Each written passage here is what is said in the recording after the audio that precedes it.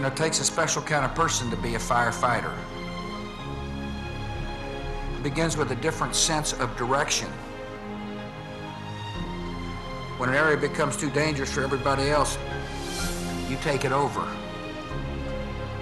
When others are looking for the exits, our firefighters are looking for the way in. And you wonder where people like this get their courage. I'm sure a lot of it has to do with how they were raised, or the examples of other firefighters in the communities in which they live. But the truth of the matter is that courage also comes from the community of firefighters. You work as teams, share meals together, and when tragedy strikes, your dedication to one another ensures that no family will ever have to face the pain alone.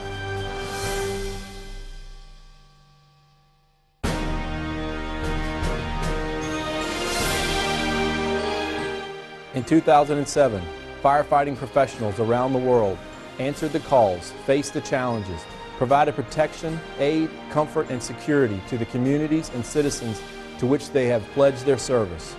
We have all made sacrifices to do our duty, to stand with pride and courage, shoulder to shoulder, in an effort to make our pledge solemn. When the job was done, we walked away knowing that our commitment made the difference in someone's life. Whether we provided fire suppression, emergency medical care, or technical rescue assistance, we chose to do so with compassion. When anyone anywhere is in the middle of their worst possible crisis, they rely on the men and women who put on the uniforms, who ride the trucks, who fight the fires, who stand on the front lines. Whether responding to a hazardous material spill, a deadly fire, or a catastrophic disaster, we are there.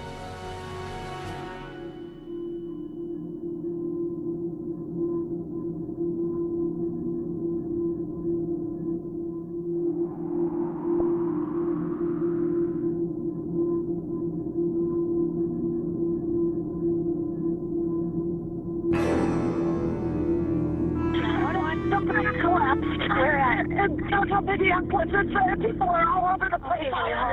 Everything you got, the whole bridge over the river fell down.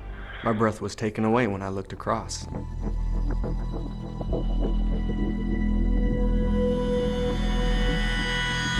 It was just incomprehensible. And this incredible concrete and steel structure that is supposed to stand up through all time was just twisted like a kid had thrown it down and broke it. It was from there that I could see the school bus, and my heart kind of sank when I saw that. Approximately 30-plus cars that I could see at this time. We initially established command like we always do and started dividing up work among the command staff. This particular incident just required a lot more people. And here we had a federal bridge maintained by the state, fell into a county river with the city of Minneapolis on both sides. So it was very complicated.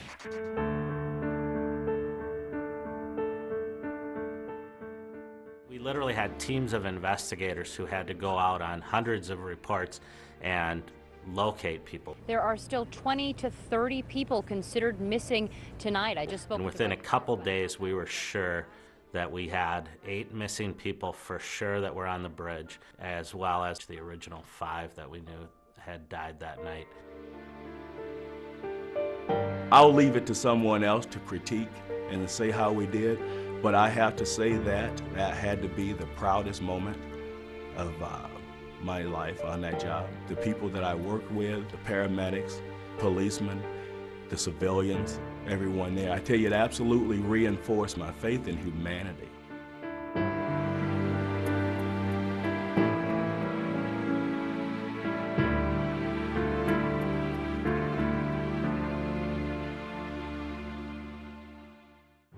Because this career is more like a family than any other, we pray to go home knowing that our brothers and sisters are safely going home too.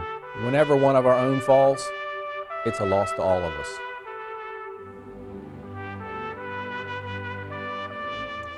On April 16, 2007, the area was experiencing a nor'easter storm that was moving off the Atlantic coast. On that morning, we were dispatched for a single-family structure fire in that the area in the Woodbridge the units responded to. Kyle Wilson was part of the staffing on Tower 512. They elected to enter the structure in a coordinated fashion between the engine and the truck company, and the tower crew ascended to the second floor stairs to search the bedroom areas for potential victims. A mayday occurred. That mayday call was immediately followed by a mayday call from Technician Wilson himself. Mayday, mayday, mayday. I'm throw bucket. I'm trapped inside. I don't know where I am. I'm somewhere in the stairwell. He's somewhere to come and get me out. Every day that the apparatus rolls out of the station, every time that we have a call dispatched, on every single one of our personnel's minds is the sacrifice that Kyle had done. And I think as they respond, that they know that Kyle, number one, is looking over them, and number two, is always in their mind as they start their incident operations. Kyle's death was an extremely tragic loss to not only his family, but also our department. Kyle had grown up in Prince William County, had graduated a local high school here. His family has long-standing roots in the community. And Kyle was well-liked and had been with the department for about 15 months prior to April 16th's tragic day. Within the report that resulted from the investigation, there were 259 recommendations for organizational change. Those changes not only impact us locally, but there were included things that the region could do better and that our firefighting industry could do better as a whole. We will continue to develop these organizational improvements. That we have a very good plan that is in place and starting to get work through the processes. But the other issue that we're really trying to do is educate the region and the industry on some of the impacts that we thought that were very, very important, and lessons learned that didn't affect just us locally, but have a profound impact on our industry. Well, certainly a landmark event. We fortunately don't lose 9 firefighters in a structure fire very often. And you know, when we do have a large loss of life, it certainly gets everyone's attention.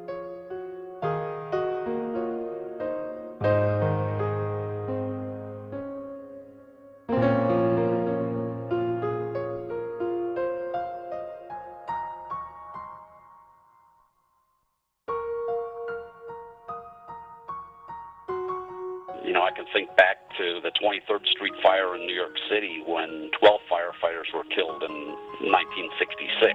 People still talk about the Vendome Hotel in Boston in 1972, which is the last time 9 firefighters were killed. You know, everybody talks about Worcester, Massachusetts in 1999, where 6 were killed. Hackensack, New Jersey, where 5 were killed in the 1980s. They're certainly important for everyone to learn what went wrong.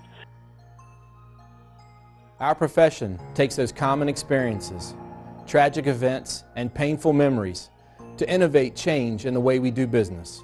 Everyone in the fire service in North America is aware that the fire in Charleston happened, is aware that 9 firefighters lost their lives. Everyone is waiting for the detailed information to find out, what happened and what went wrong, and to learn the lessons from this incident.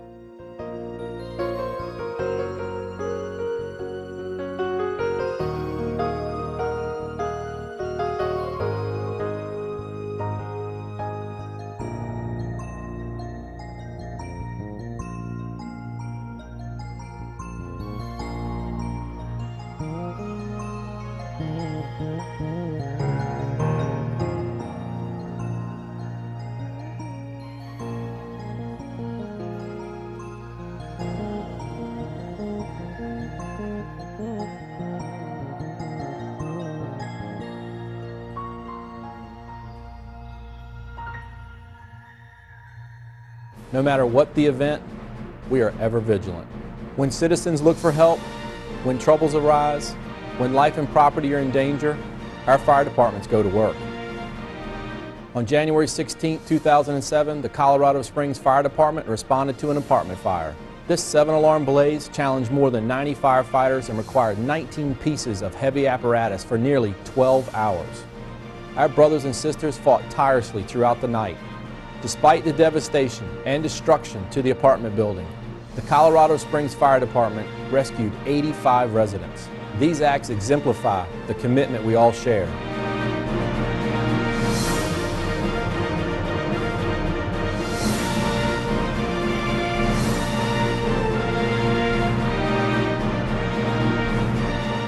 We enjoy the pride and honor of our service. Despite the challenges, the future is bright. We collectively celebrate success every day. Good evening, ladies and gentlemen. First of all, on behalf of all the firefighters who continue the battle across our state, and certainly the firefighters here with us tonight, we want to extend our condolences to those who have lost property, who have been injured, and certainly the life that's been lost. Many of our firefighters have had homes damaged and lost during this firestorm across our state. But the firefighters have worked very hard, and they will continue to work hard to provide the protection and to do all that they can. But it is a cooperative effort, as the governor has indicated. At this location, there are actually 3 major fires and numerous other smaller fires that have been handled repeatedly for the last 36 hours. And on this particular largest fire in this area is the buckwheat fire, which exceeds 37,000 acres. Almost 26,000 of those acres are in the U.S. Forest Service responsibility. We have a unified command here between the Los Angeles County Fire Department, between California Fire supporting our efforts, and of course the U.S. Forest Service. Many things went by the book, but given the tremendous challenges, the multiple fires, simultaneous fires, many things had to go outside of the book. There were a lot of very innovative strategies put into effect to bring out the best outcome. We share lessons learned from the past, and we embrace positive change in the fire service. And every day, new men and women step forward to continue in the tradition of how we serve.